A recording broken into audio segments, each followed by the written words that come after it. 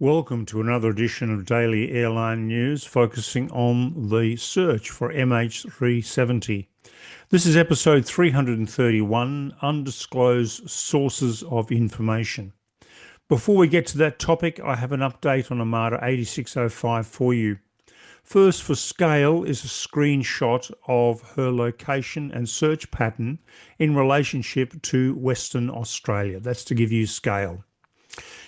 Next, let's zoom in into the overall search pattern, and you can see the ship has left the previous area and moved more northeast and is launching and recovering AUVs. This shot, next shot we're showing you now, is to show you the speed tape of the varying speeds. But let's revert back to our blue track and a close-up of the immediate search area over the last couple of days. But remember, this is the ship, not the AUVs, which are programmed for a very organised grid pattern. Finally, this is a slide of Armada 8605 in relationship to Western Australia and the swell conditions. You can see there is a storm to the south of her, which is not expected to impact her. Currently, the swell is at 2.8 metres or 9.2 feet, and the wind is 15.6 knots from the west. Now, before we take a deep dive into the topics raised, please subscribe to us, please like us, please keep those wonderful comments and questions coming, and do support responsible journalism. And talking of responsible journalism, please do also subscribe to Richard's new channel, and there's a link below to that. Now, finally, also thank you for all the best wishes for my small operation next Friday. I've got a week. You got a week of me looking like this, and after that, who knows? Anyway, thank you for those kind thoughts. I do appreciate them very much. Now, from Hario Mazenberg, it's really strange that there are so many undisclosed or investigated sources of information. 12 years have passed. We've had enough time to check everything, and it seems things aren't being shown to the public. It's all very mysterious. I also find the wreckage confusing. It seems no one can actually confirm if it's from the missing aircraft.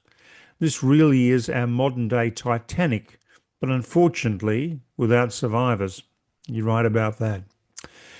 Yes, Hario, it is confusing and frustrating. But regarding the debris, there are 60 pieces been found by numerous people, and many have been positively identified from MH370. There's no question that they were from MH370, while others have been identified as from a Boeing 777. Now you ask, how can they be positively identified from a Boeing 777 or from a Malaysian Boeing 777? It's very easy. In aviation, virtually every part on an aircraft has an identification stencil or a tag. And the reason for that is because we need to know when it was made, by whom it was made, and the raw material from which it was made from. And the reason for that, very simple. If there's an accident, if there's a flaw in the raw material or a flaw in the manufacturing of the material to make the part, then we need to know how many other parts were made in that batch. Because if there's one fault, there'll be multiple faults. And there's a very good example of this. The DC-10 that crashed at Sioux City back in 1989. The General Electric engine, the front fan, that's the very big front fan, shattered and ripped into the control cables and disabled the aircraft. When they found that front fan, which separated early and it was in a cornfield, when they found it, they found that it had completely shattered and a structural flaw. They then went back to all the front fans made from that particular batch, and they found the same weakness in the material it was made from. They inspected another 6 aircraft, and they all had the same fracture in the front fan that were about to fail. So they're able to replace those. Now, that's happened numerous times through aviation history. So we do know that these parts were from the Malaysian Airlines Boeing 777, or we know that they were from a Boeing 777, or we do know they were from Malaysian aircraft because of the interior pattern, the sidewall patterning and the motifs and whatnot. So there are various ways to detect that we know it's from a Boeing 777 and more specifically a Malaysian Boeing 777. Now, Brahmin, Calgary 9239. Hi, Richard and Jeffrey. Hello from Canada. Have either of you thought of contacting Ocean Infinity to see if you can get the president or someone who's working there in an executive role for an interview? Talk about Ocean Infinity's technology and how their search is going for MH370. Even an interview with someone would be awesome after MH370 is found. That would be really cool and an interesting watch. Well, it certainly would be an interesting watch. They're a fascinating company. At various times, we've been in contact with Ocean Infinity. In fact, I met the CEO, Oliver Plunkett, in 2022 when I was at the Farnborough Air Show. But the company is very media shy, and for very good reason.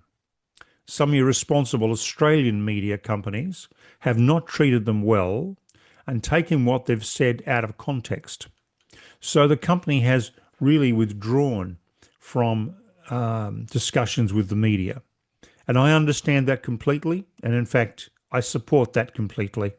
And the other issue here is particularly prior to finding MH370, they have great respect for the families left behind, and all their dealings are with the Malaysian government, the area supporting the families, and they are then posting information on the MH370 families Facebook page.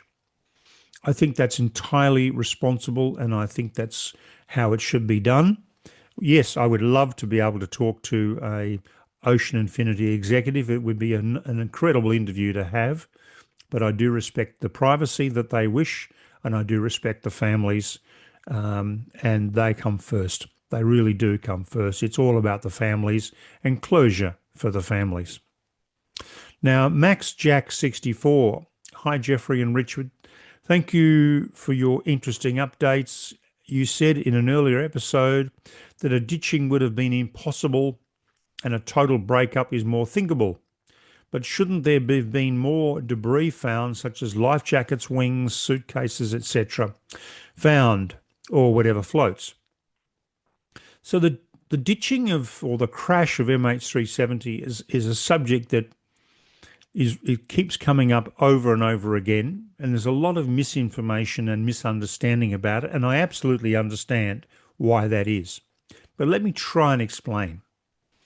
A ditching like Miracle on the Hudson was impossible. You remember? Ditching on the Hudson was on a glassy winter's day Hudson River. Not a ripple on the water. It was a mirror.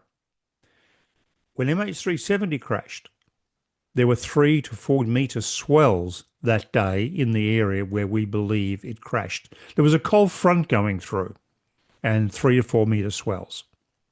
Now, life jackets are stowed and well stowed under seats.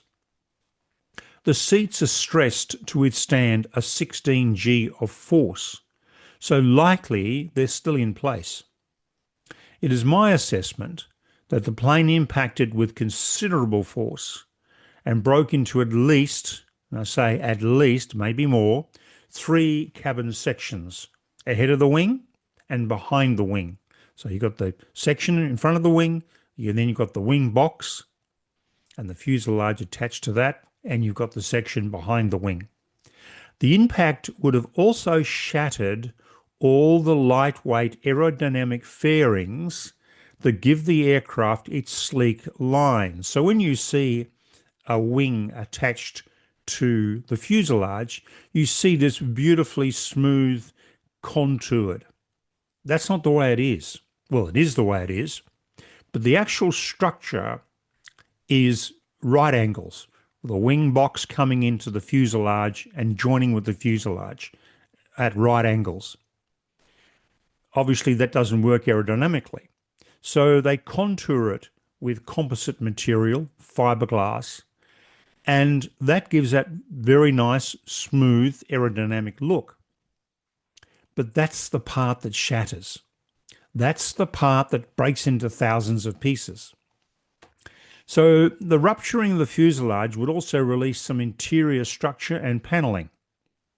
The finding of small pieces of interior cabin or non-structural composite wing fairing does not necessarily mean the entire aircraft shattered. And that's a misconception. So yes, there's been lots of little bits and pieces. And you say, yes, this aeroplane shattered into 1 million, 2 million, 3 million pieces. No, not necessarily. The aerodynamic parts, the composite parts, the non-structural parts that float, yes, they are shattered into millions of pieces. But the heavy wing box, the engines, the undercarriage, big structures of fuselage don't necessarily shatter into millions of pieces. So there's a lot of dynamics that come to play here, and we have to be very careful that we make the correct assessment of exactly what condition this aeroplane is in. Now, when they found Air France 447 in 2009, and I'm showing you some images now of it on the seafloor, when they found that, they actually found the fuselage intact, broadly intact in several pieces.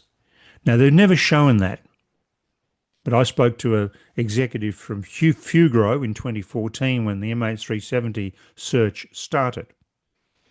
And he told me that they sent a camera down, and the camera went through the cabin of this Air France 447 3 years after it was lost, and the passengers were still strapped into the seats.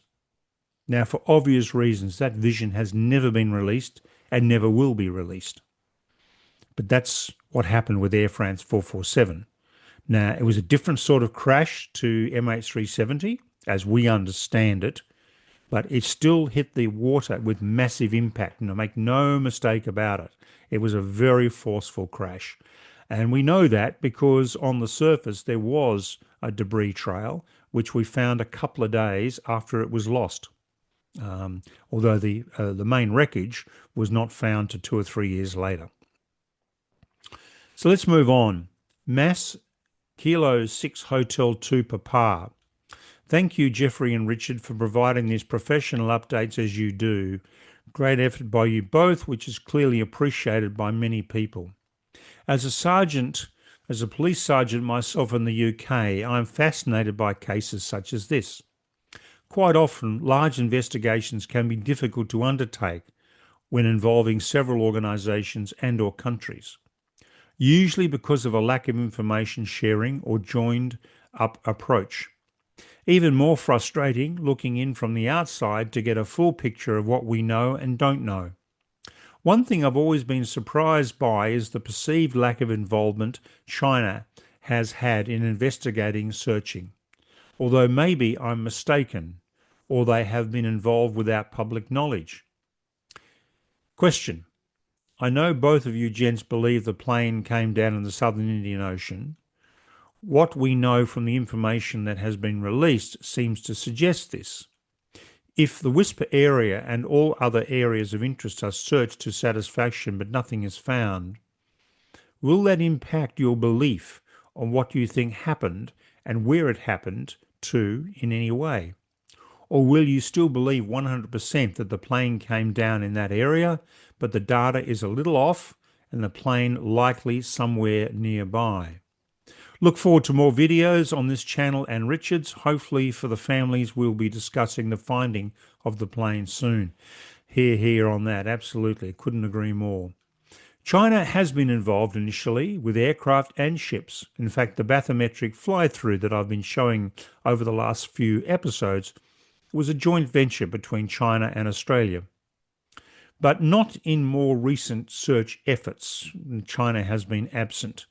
They may have a private arrangement with the Malaysians to pay Ocean Infinity if they find the aircraft. We don't know that. It's never been disclosed. I would have thought if they were participating, then Malaysia would have said so, but no. To answer your question, the plane 100% came down in the southern Indian Ocean, and the debris that has been found by numerous people confirms that. But possibly the plane might be wider than was expected as far as the glide of the aircraft is concerned, and that's an imponderable. And we have discussed that previously. But I'm absolutely convinced we have the Inmarsat data, we have the debris, we have Whisper. It has to be in the southern Indian Ocean. There is no other place it can be. I know there are other theories, but there's not one shred of evidence to support the other theories that exist out there on the internet. Now B. Holtzman, hello from Adelaide. Jeffrey, thank you so much for your dedication to the search for MH370 and keeping us all informed. I always look forward to your videos, and of course Richard as well. You are both so knowledgeable, and I find all of this fascinating. Thank you for that. Forgive me if this has already been asked, but I was curious if historical Whisper data has been used to track other flight paths which would effectively validate Richard's theory on Whisper. And if this has been done, why would there be skepticism over Whisper? I have no doubt in Whisper myself, but I'm just curious why there would be disbelief in this method of tracking if it has been proven with other aircraft. Keep up the great work, gents, and wishing you a speedy recovery from your upcoming surgery, Jeffrey. Thank you for that.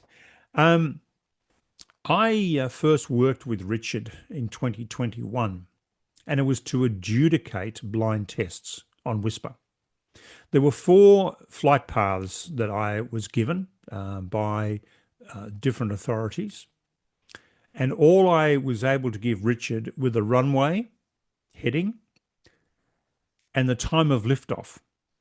He then had to track all 4 to the destination, and he did so.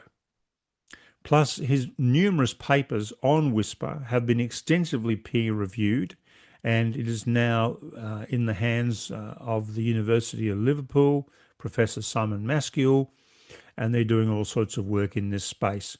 It has also been used by the Finnish Air Force in 2009 to track an aircraft from Helsinki to Riyadh.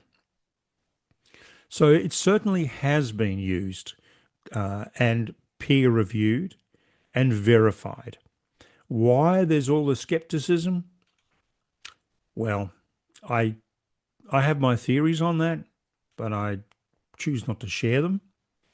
Let's just say it surprises me and it disappoints me why this is, and let's just see what happens. Let's see where MH370 is found. Daryl Case 88. How large of an area does debris get deposited on the seafloor typically? It seems to me it would be large enough to be easily discoverable and affect the resolution of the search overlap. I suppose by now wreckage would be somewhat dusted with sediments, drift. Is there some photos available that would show typical debris field? This is heartbreaking process of high hopes and dark disappointments. Take care and good luck. So Daryl, yes, the debris field will be extensive. And the reason I say that is because things like engines, undercarriage, will go straight down to the bottom. Things like wings or fuselage sections that don't have the same density and weight would possibly go down in a more sedate manner, if you like, and they would possibly move a little bit away from the wreckage that is extremely heavy, like the engines and the undercarriage. So there's quite a few dynamics there. Other debris that initially floated, then became waterlogged, would then sink. So we may have a debris field quite a few hundred yards, maybe even a kilometre or 2, or a mile or 2, depending on a variety of circumstances. So I couldn't give you an actual dimension of the debris field because it would vary from case to case. So I'm showing you now photos of the Air France A330 that crashed in the mid-Atlantic in 2009, as I showed earlier. And this gives you a sense of the sort of thing that I would expect that we would find with MH370. Now, Danny Toluca, what does the crew do while the AUVs are in the water? And does the Armada ship have to be close to the AUV while it's searching? Or can they search on their own while the ship is somewhere else? Good question. Now, this has been asked a few times.